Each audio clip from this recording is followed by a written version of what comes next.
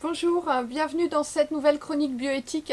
Alors à la demande de lecteurs francophones de mon blog Éthique, vie et mort 2.0 qui comprennent pas trop l'anglais, je fais un petit point ici très rapide sur cette nouvelle comédie musicale que je prépare, qui est en langue anglaise et qui sera jouée aux États-Unis et en Asie, mais pas du tout en France. Sur en fait la question à qui appartient notre corps. Tout un programme. Alors voilà, le titre de cette comédie, titre provisoire pour le moment, c'est Homo possessus. Homo, donc du latin homme, et possessus, il y a l'ambiguïté en latin du participe présent et du participe passé. Possédant ou bien possédé. Donc c'est peut-être celui qui croit qu'il possède son corps, ses gènes, ses organes vitaux, ses données médicales, et en fait non, il est possédé. Donc voilà, c'est une comédie musicale qui se prend pas au sérieux, mais qui passe en revue à un rythme insolite, et donc c'est ça qui fait toute la saveur du spectacle, avec la musique évidemment.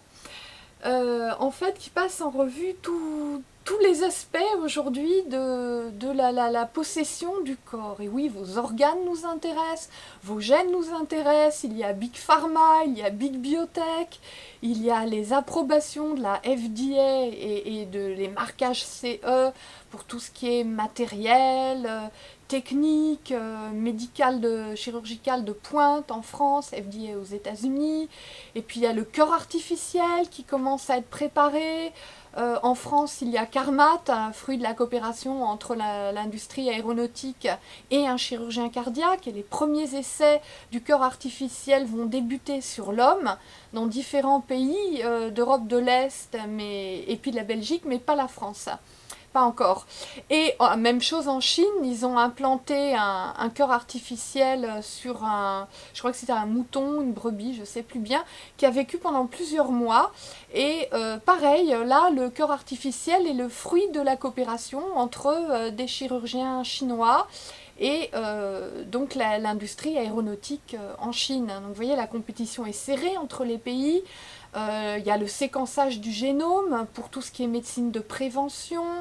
Il y a le clonage de cellules souches, donc on va pouvoir fabriquer comme ça des trucs biologiques par le bioengineering, par les imprimantes 3D d'organes, de peau, d'os, de trachées artères, etc.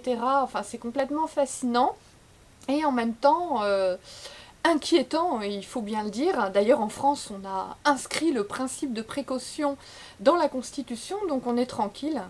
Enfin, je sais pas. Moi, je vis en Asie, je vis pas en France, mais je me suis laissé dire que l'Europe va pas très bien et qu'elle est un peu engluée dans l'immobilisme. Donc, je sais pas si ça va si bien que ça, mais bon. Donc voilà, pour retrouver le ton léger de la comédie, c'est un petit peu ces thèmes-là au croisement entre la fiction, l'art, la musique, mais évidemment la musique à propos, et les thèmes un peu scientifiques de pointe. Donc on travaille avec des médecins, on travaille avec des chirurgiens, avec des artistes.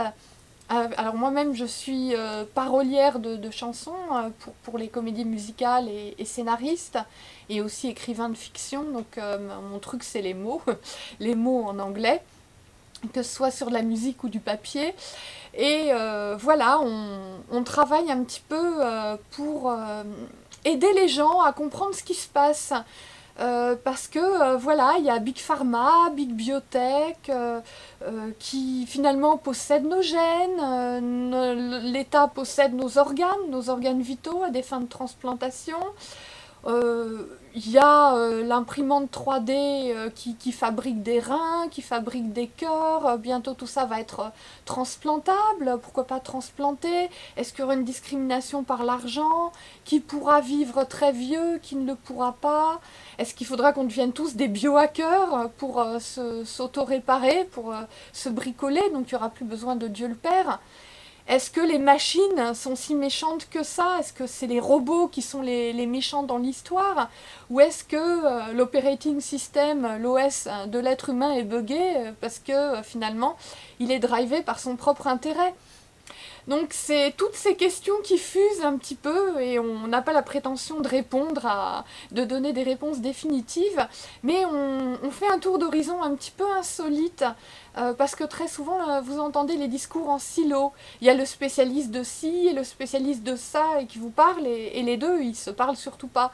Et donc nous, on fait le lien musical, le lien artistique, le lien un peu scientifique, voilà, au carrefour de tout ce que de tout ce qu'on pourrait ou de tout ce qu'on devrait savoir en fait. Voilà.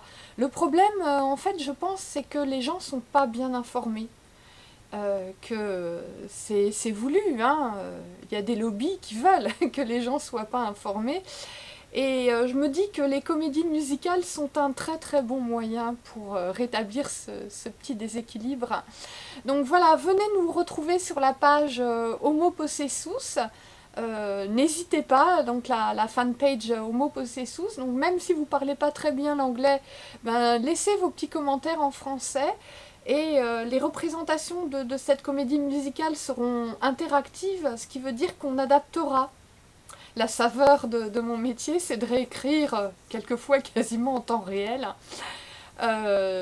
les paroles, d'adapter certaines idées nouvelles, parce que d'abord en développement médical, chirurgical, de device, de génomique, ça va très très vite. Et donc bah, tout est bon à se mettre sous la dent, et donc à vous l'apporter tout rôti dans le bec. Donc voilà, je vous invite à découvrir cette page un petit peu insolite où j'ai développé le principe de mind map. Mind map, bah, c'est un peu ceux qui travaillent en entreprise, qui sont chefs de projet, ils savent ce que c'est, il y a des logiciels mind map. C'est quand on a un projet avec plein d'idées, de timing, de délai, de trucs, de machins plus ou moins techniques qui partent dans tous les sens, bah, on fait un peu une carte comme sur Google Maps pour être sûr de bien développer les trucs, d'avoir les trucs bien là où il faut, bien dans le timing, etc. Et donc, bah moi j'ai pris pareil, des thèmes, des images, des mots, et alors là, par contre, c'est silencieux, il n'y a pas la musique, parce que la musique, il faut la découvrir pendant le musical, évidemment. Et ces mind maps vous laissent un petit peu voir l'esprit de la comédie musicale. Voilà. Vous laisse voir un petit peu ce qui vous attend. Et en fait, ce qui vous attend, c'est pas que dans le musical, c'est dans la vraie vie, c'est dans la réalité. Parce qu'en fait, quand on visite les réseaux sociaux, qu'on regarde un peu les dernières découvertes scientifiques, qui sont pas toutes en France, loin de là, et tout ce qui en découle, bah, l'avenir, pas l'avenir dans 50 ans, mais l'avenir proche, il est quand même assez prévisible. Et l'avenir, c'est un domaine dans lequel on va passer beaucoup de temps. Et je voulais faire une comédie musicale sur l'avenir, parce que j'ai l'intention d'y passer la majeure partie de mon temps. J'investis massivement dans l'avenir, et je voulais en faire profiter le spectateur. Voilà, bonne visite, merci pour votre attention, et à bientôt pour une prochaine chronique bioéthique sur le blog Éthique, Vie et Mort 2.0. Au revoir.